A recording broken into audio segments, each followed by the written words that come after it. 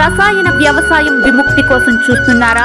గోవు పాలనతో పాటు చేయు గో ఆధారిత వ్యవసాయం నీ ధ్యేయమైతే నీ అవసరం ఇక్కడ. గౌరవనీయులు నంద్యాల మార్కెట్ యార్డ్ అధ్యక్షులు హరి గారు, వైస్ చైర్మన్ రంగప్రసాద్ గారు, డిపిఎం గారు, మేడం లత గారు, ఇతర అధికారులు, థ్యాంక్ యూ.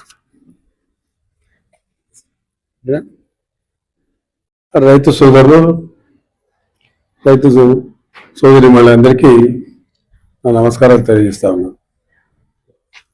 విజయ్ కుమార్ గారు లేరన్నారు. విజయ్ కుమార్ గారికి రిటైర్డ్ అయిన తర్వాత ప్రభుత్వం ఈ ప్రకృతి వ్యవసాయం మీద ప్రత్యేకంగా ఆయన బాగా అనుభవం ఉంది. బాగా పనిచేసేవాడు. మనకు స్థానికుడు, కీర్తిశేషులు పెండేగంటి వెంకటసుబ్బ గారి కుమారుడు. వారి తండ్రి గారు కూడా ఎన్నో సేవలు చేశారు నంద్యాల ప్రాంతానికి. అటువంటి వాడు ఐఏఎస్ ఆఫీసర్, చాలా ఉత్తముడు, రిటైర్డ్ అయిపోయాడు, నాకు మంచి మిత్రుడు. నేను రాజకీయాల్లో వచ్చినప్పుడు ఆయన కూడా కొత్తగా ఆయన ఐఏఎస్ ఆఫీసర్గా వచ్చాడు. ఆయన రిటైర్డ్ అయిపోయాడు. నేను ఇంకా కంటిన్యూ అవుతా ఉన్నా. ఏదేమైనా సరే ఈరోజు సాంకేతిక పరమైన దాని గురించి చెప్పారు, సంతోషం. ఈరోజు వాళ్ళు మార్కెటింగ్ ఎట్లా చేసిన ప్రోడక్ట్కు మార్కెటింగ్ చేయాల, అది ముఖ్యమైనది.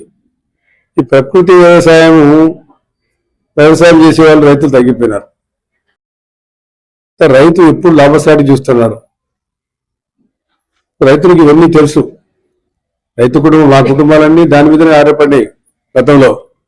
కానీ లాభసాటిగా లేదు. సాంకేతిక పరమైన ఎందుకు తీసుకొచ్చారంటే దేశ జనాభాకు తగినట్టు ఉత్పత్తి కావాలా. ఆ దేశ జనాభాకు తగినట్టు ఉత్పత్తి కావాలని సాంకేతిక పరమైన సైంటిస్టులు అందరూ ఇట్లా తీసుకొచ్చారు. ఆ రోజుల్లో ఢిల్లీ బగలని వచ్చేటి మనకు బియ్యం ఎక్కడ 7 బస్తాలు వచ్చేది కాదు.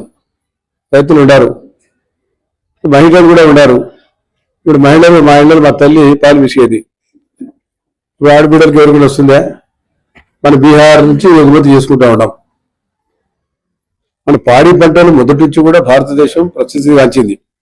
ఇప్పటి నుంచి కాదు, అనాదిగా ఎప్పుడో భారతంలో ఉండే కూడా విరాట పర్వంలో కూడా ఉత్తర గోకురాణం అనేది మీకు అందరికీ తెలుసు. ఇప్పుడు కేవలం ఆవులందరినీ తీసుకొచ్చైతే ఆ రోజు మన పాడి పరిశ్రమ ఇది, పాలు వ్యవసాయం. కాబట్టి దాన్ని నిర్బంధించాలని చెప్పి విరాటుల మీద దండయాత్ర చేశారు ఆ రోజు కౌరవులు. ఆ రకంగా వ్యవసాయంలో ముందుకు నడుస్తున్నది మన రాష్ట్రం. కానీ జనాభాకు తగినట్టు కూడా తిండి కావాలని సాంకేతికమైన మీరే సైన్స్లో ఏర్పాటు చేశారు. ఇది మేము కొత్తగా కాదు తీసుకొచ్చింది. ఇక్కడ కూర్చున్న వారు అందరూ కూడా మీకు తెలిసి మీరు దీన్ని ఉత్పత్తి చేయాలని తీసుకొచ్చారు. ఇది కూడా జనాభాకు తగినట్టు కావాలిగా తిండి తిప్పలు ఎవరు ఇవ్వాలా. కాబట్టి ఈరోజు రైతులు ఎంత చెప్పినా కూడా వాళ్ళు లాభసాటిగా చూస్తారు. ఇది కూడా ఇప్పుడు యూరియా గురించి యుద్ధం జరిగింది. సాంకేతిక నిపుణులంతా ఆయన 2 ఎకరాల కన్నా 2 బస్తాలు 3 బస్తాల కన్నా ఎక్కువ ఎకరి రోగాలు వస్తాయి, క్యాన్సర్ వ్యాధి వస్తా ఉంది అంటే ఉన్నారా రైతులు? మీరు రైతులతో ఇన్ని ఉన్నారు, మరి నా దగ్గర వచ్చిన ఉన్నారు. ఇన్నాళ్ళు మీరు చెప్పాలి, పత్రికలు ఇక్కడ ఉన్నారు. ఇల్లు పోటాపడి గొడవలు చేసి మాకు వదలారు. మీరేమో సార్లు 2 బస్తాలు 3 బస్తాలు కూడా వేస్తే ఆ యూరియా అట్లాంటిది విష పదార్థం, అది మంచిది కాదు. అది ప్రభుత్వానికి కూడా అది 2000 రూపాయలు అయితే మీకు 2500కి ఇస్తుంది ప్రభుత్వం. దానివల్ల ఎన్నో లక్షల కోట్ల సబ్సిడీ ప్రభుత్వం అది బయట నుంచి తీసుకొచ్చి యూరియా నుంచి తయారు చేసేది మంచిది కాదు. కానీ దానివల్ల ప్రొడక్టివిటీ పెరుగుతుంది కాబట్టి మనకు లాభం కావాలా, అది వేస్తే కానీ మనకు లాభం లేదనేది రైతులు. ఈరోజు నంద్యాల ప్రాంతం ఒక మంచి ప్రాంతం అమ్మ. నంద్యాల ప్రాంతం ఈరోజు 4 కాలువలు మన ప్రధాన కాలువలు నంద్యాల నుంచి పోతా ఉన్నాయి. ఈ నుంచి రాయలసీమ జిల్లాలకు నీళ్ళన్నీ పోవాలంటే మన ప్రాంతం నుంచి పోవాలా. ఇప్పుడు మన వ్యవసాయం పెరిగింది. దాదాపు 5.5 లక్షల నంద్యాల జిల్లాలో 5.5 లక్షల ఎకరాలు ఈరోజు మనం వరి పండిస్తా ఉన్నాం. వరి పండించే వాళ్ళలో ఈ శాతం ఎవరైతే ప్రకృతి వ్యవసాయం చేసే వాళ్ళు ఎంతమంది ఉన్నారో మీరు చెప్పాలా. రైతులు మీరే చెప్పాలి, మరి మీరు ఉన్నారు. మన రైతుల్లో కల్చర్ కూడా మారిపోయింది. సౌత్ ఇండియాలో కానీ మీరు చూస్తే, నార్త్ ఇండియాలో కానీ చూస్తే మీరు పోయింటారు. నార్త్ ఇండియాలో ఆ కల్చర్ అట్టనే ఉంది. అదే ముంగ మంచాలు, అదే స్టైలు, అదే ఇల్లు. మన దగ్గర ఇప్పుడంతా కార్పొరేట్ ఇళ్ళు వచ్చేస్తాయి. ప్రతి ఇంట్లో కూడా మనం నేను కూడా మంత్రి అయినంత వరకు కూడా ఏసీ లేకుండా పడుకునే అదే పాత మట్టి ఇళ్ళు. అన్ని పశువులు కడతా ఉంటుంది, అన్ని పట్టుకుంటాడమే, అన్ని పశువులు మూత్ర విసర్జన అన్ని చేస్తున్నాయి. రైతులు అట్లనే ఉన్నారు. రైతులు ఇళ్లలో పోతే, నేను గ్రామాల్లో పోతే రైతులు చాలా కార్పొరేట్ ఉన్నారు. ఉండేది ఒక పిల్లలు, ఇద్దరు పిల్లలు కాబట్టి ఇప్పుడు అమెరికాలో ఉండడం పంపుతున్నారు. వీళ్ళు ఇద్దరు ముసలు ఉంటున్నారు. వ్యవసాయం గుత్తకి కౌలుకి ఇచ్చేస్తా ఉన్నారు. కాబట్టి ఇప్పుడు ఆరోగ్య సమస్యలు వచ్చాయి. దానివల్ల మనం పొలాలు కూడా మానేసాము. ఆ రోజు పొలాలు పోవాలా, నడుచుకుంటూ పోవాలా, పశువులు ఉన్నాయి, లేకుంటే ఎడ్లబండ్లు పోవాలా. మాకు కూడా 4-5 కార్లు ఉన్నాయి. కానీ ఇప్పుడు ఏమి అన్ని పోయినాయి, అన్ని ట్రాక్టర్లు వచ్చేస్తాయి. మనం ఎందుకంటే దేశానికి జనాభాకు తగిన ఉత్పత్తి కూడా చేయాల్సిన బాధ్యత ఉంది ప్రభుత్వానికి. కాబట్టి కొంతవరకైనా ఈ ప్రకృతి వ్యవసాయం చేస్తే కొంతవరకు లాభసాటిగా ఉంటుంది. ఇప్పుడు మనకు పశువులు మేపడానికి మన దగ్గర ఎవరున్నారా? ఈరోజు ఒక కార్మికులు, మామూలుగా కార్మికులు కన్స్ట్రక్షన్స్ లో జరిగే కార్మికులకు అయితే నేను నిన్ననే మొన్న మా ఇంటికి మేకు కొట్టడానికి వాడిని పిలిచిన. ఒక పట్టం తగిలి మేకు నువ్వు రాదా కార్పొరేటర్ అని మా హాల్లో ఉంటే వాడు ఏం చేశాడు, ఆ ఢిల్లీ ఇక్కడ నార్త్ ఇండియన్స్ అంతా పనిచేస్తున్నారు. ఆ మేకు కొట్టని వాడిని పిలుచుకొచ్చినాడు. నేను ఆశ్చర్యపోయినా, ఎదుగుతున్నా మేకు కొట్టని కూడానా అంత బరువు అయిపోయింది మన వాళ్ళకు.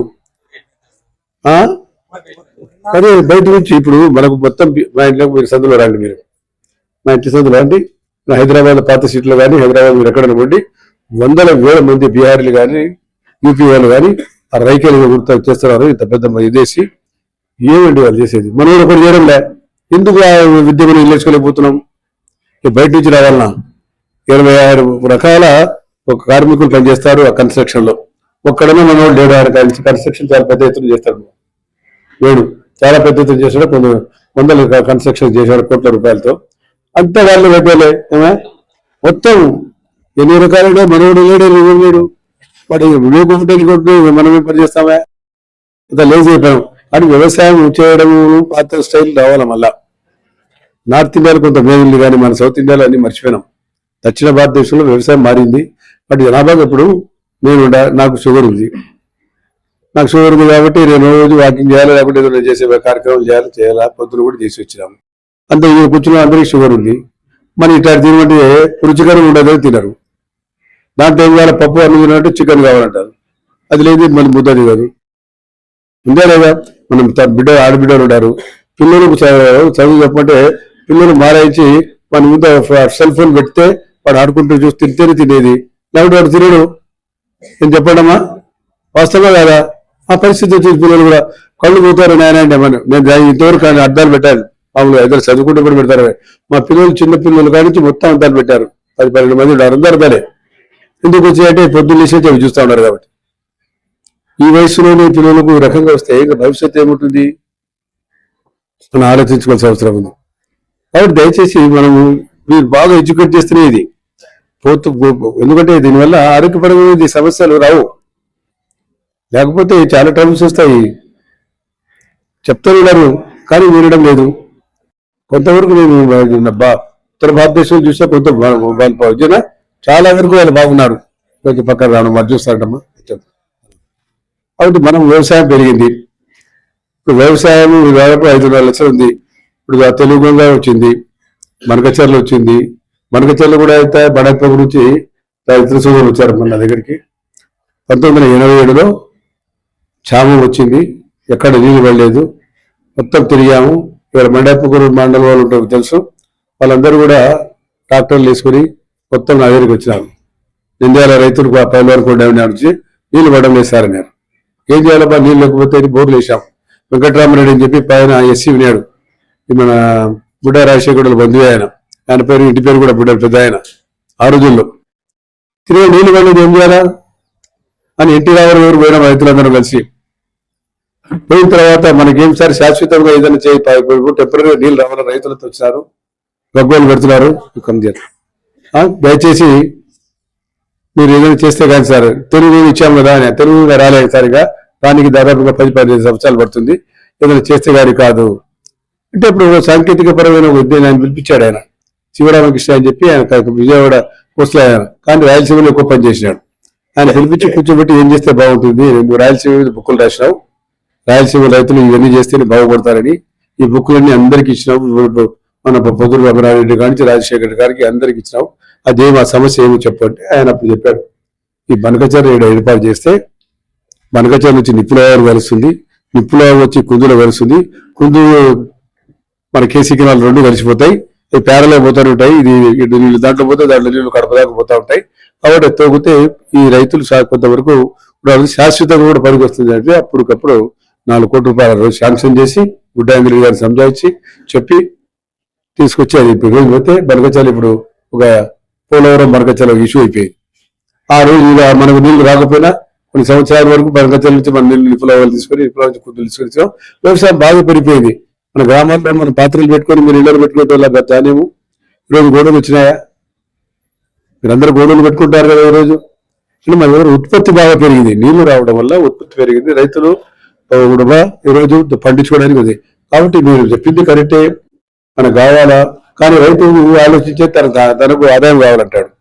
తాను కష్టపడిన దానికి, తను శ్రమించిన దానికి, తను చెమట వచ్చిన దానికి ఆదాయం లేకపోతే ఎట్లా అని ఆలోచిస్తారు. కాబట్టి కొంతవరకు అందులో భాగం, అంతా కాకుండా కొంతవరకు కూడా మన ఆరోగ్య పరిరక్షణ కోసం మనందరి కోసం చేయాల్సిన బాధ్యత ఉంది. కాబట్టి మీరు చేయండి, కొంతవరకు లాభదాయకంగా మీకోసం అని వేసుకోండి. మాలాంటి వాళ్ళకి ఇస్తే మేము కూడా కొనుక్కొని మీ దగ్గర కూడా ఇప్పుడు చూడండి. మార్కెటింగ్ ఎక్కడి నుంచి వచ్చారు మేడం, పాపం ఆమె ఎక్కడి నుంచి వచ్చారు? హైదరాబాద్ నుంచి వచ్చారు, తర్వాత చెన్నై నుంచి వచ్చారట కొంతమంది మన చుట్టుపక్కల గ్రామాల పక్కల నుంచి వచ్చారు రైతులంతా. కాబట్టి ఈ టెక్నాలజీ కొంతవరకు పాత టెక్నాలజీ మనకు ఉపయోగపడాలా. కాబట్టి మీరందరూ దయచేసి రైతులు కూడా మహిళలు కూడా ఉన్నారు. మహిళలు మన మహిళలు ఆ రైతులు మీ తల్లులు వాళ్ళు పాలు బిస్కి ఇంట్లో పేడ తీసి, ఇప్పుడు పేడ తీసేటోళ్ళు ఉన్నారా ఎవరైనా ఇళ్ళలో? పశువుల పేడ లేకుండా రోడ్డు మీద పశువుల పేడ తీసుకొని పిడికలు వేసి ఆ పిడికల మీద కాచేటోళ్ళు ఇప్పుడు ఏమైనా తీస్తారా?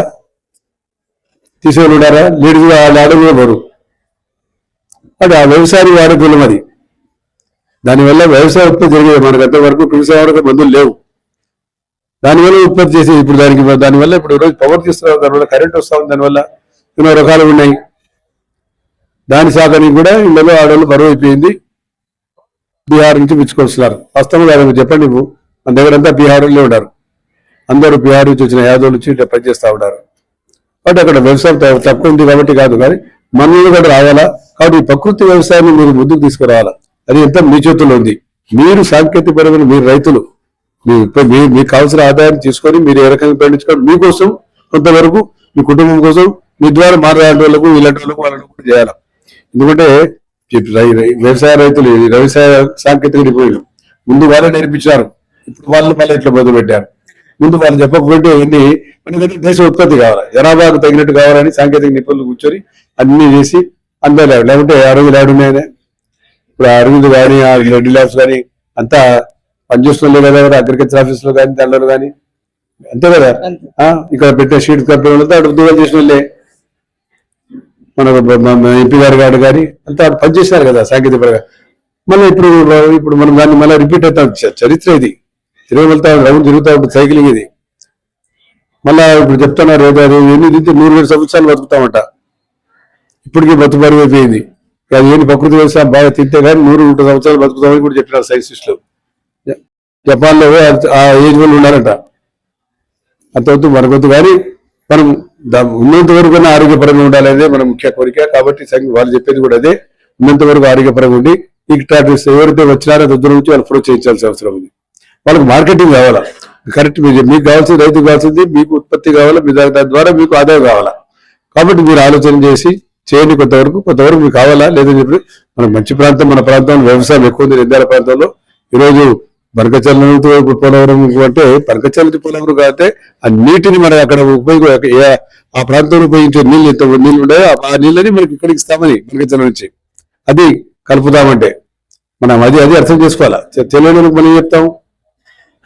పోలవరంలో ఆ ప్రాంతంలో 100 టీమ్స్లు 150 టీమ్స్లు వాళ్ళు వాడుకుంటే మనం వారికి కిందికి నీళ్ళు ఇవ్వకుండా ఆ నీటిని మనం ఉపయోగించుకోవడానికి బాగుంటుంది అనేది చంద్రబాబు నాయుడు గారు చెప్తాను 24 గంటలు. కాబట్టి దాన్ని మనం దృష్టిలో పెట్టుకొని రైతులు కూడా మరి పాపం అదే పనిగా మార్కెట్ చైర్మన్ గారు స్థానం ఇచ్చినారు. వారికి ధన్యవాదాలు. మరి బ్రదర్ డివి గారికి సంతోషం. ఈ కార్యక్రమం మార్చుకొని నేను కూడా విజయకుమార్ గారు వారు కూడా లేరంట వారికి. కాబట్టి విజయకుమార్ గారికి నేను కూడా మాట్లాడతాను. వాళ్ళ తండ్రి గారు చాలా సేవలు చేశారు. ఈరోజు సిడబ్ల్యూసీ గోడౌన్స్ కట్టినట్టు ఆయనే కట్టాడు. ఆ రోజుల్లో కొంచెం వ్యవసాయం పెరుగుతా ఉంది, కేసీ కిరాలు పెరుగుతా ఉంది అని చెప్పి 1962లో సెంట్రల్ వేరేజింగ్ కార్పొరేషన్ అని ఆయన చైర్మన్ ఉన్నాడు. ఆయన వెంకటగడ్డ వెంకటేశ్వర గారే ఆ గోడౌన్ కట్టించి ఈ రోజు మనకి ఇవ్వడం జరిగింది. కాబట్టి ఆ గోడౌన్ ఉపయోగపడుతున్నాం. తర్వాత పాపం ఆయన ఎర్రగుంట నంద్యాల అది కూడా అయిపోయింది. ఫలితం చూడలేకపోయారు పాపం. ఏదేమైనా సరే ఈరోజు ఈ మంచి కార్యక్రమానికి ఆహ్వానించినందుకు మన అగ్రికల్చర్ రిటైర్డ్ ఆఫీసర్ అంతా మీరంతా still working sir retired still working sorry I congratulate you personally కాబట్టి ఈ కార్యక్రమంలో ఏర్పాటు చేసినట్టు మీకు అంత దూరం నుంచి వచ్చినట్టు లతమ్మ గారికి నా ధన్యవాదాలు తెలుసుకోవడం మీ అందరి దగ్గర. Thank you. మరిన్ని వీడియోస్ కోసం గౌ స్వగ్రామ్ యూట్యూబ్ ఛానల్ ని సబ్స్క్రైబ్, లైక్ అండ్ షేర్ చేసి అన్ని నోటిఫికేషన్స్ కోసం పక్కనున్న బెల్ ఐకాన్ ను క్లిక్ చేయండి.